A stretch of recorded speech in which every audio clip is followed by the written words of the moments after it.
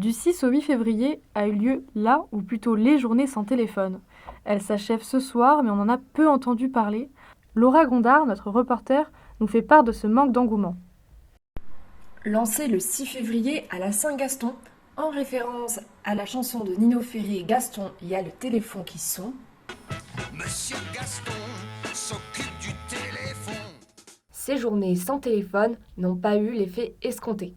C'était pourtant parti d'un bon sentiment. La résolution de passer une journée sans notre précieux téléphone a fait un bide, comme on dit. Peu porté par les médias et quasi inexistant sur les réseaux sociaux, ce manque de communication surprend. Des jeunes aux moins jeunes, peu de gens avaient entendu parler de cette journée. Non, j'en ai pas entendu parler. Après, ça pourrait être une bonne initiative, c'est sûr. On est tous les jours face à des écrans. Si ça peut réduire l'impact au niveau santé, oui. Après que l'étude Ipsos ait déclaré le 4 février que 53% des enfants auraient une consommation d'écran plus élevée, on aurait pu penser que le mouvement serait plus populaire. Eh bien, pas du tout. Il semblerait que ce soit plus une question de mauvaise organisation, d'un manque de centralisation. Un manque de centralisation, c'est-à-dire? En plus du manque de médiatisation, des mouvements similaires ont été organisés à des dates différentes, sans afficher de lien clair avec la journée sans téléphone, ni sensibilisation particulière aux addictions aux écrans. Shihab, 33 ans, employé dans une boutique de réparation de téléphone et père de 2 enfants, me fait part d'un mouvement similaire organisé au sein d'une école. Nous, par contre, ils ont lancé 10 jours, 10 ou 15 jours, je pense, à l'école. Genre, ils vont pas utiliser le téléphone portable pendant 10 jours, à partir du 29 mars jusqu'au 7 avril 2022.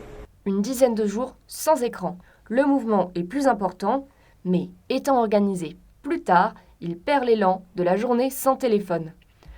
Alix, 22 ans, assise contre l'obélisque sur la place de la Victoire, attend une amie. Téléphone à la main, elle arrête de scroller quelques minutes pour échanger. Les réseaux sociaux. C'est une addiction complètement stupide, mais je dois bien y passer 10 heures par jour. Parce que même quand je suis au travail, je le prends quand même si j'ai pas le droit. Pour elle, une journée sans téléphone permettrait de faire, je cite, une désintox. Cette journée est une opportunité de réaliser la place trop grande que cet appareil prend dans nos vies. Cette désintox permet non seulement d'envisager notre relation à notre portable différemment, mais aussi de se reposer les yeux, bénéficier des lumières bleues naturelles au bon moment ou avoir une meilleure concentration. Se détacher régulièrement de son téléphone serait un bon réflexe à avoir. Si vous aussi, vous avez tenté cette journée sans téléphone ou si vous faites face à une addiction aux écrans, n'hésitez pas à nous donner votre témoignage en commentaire.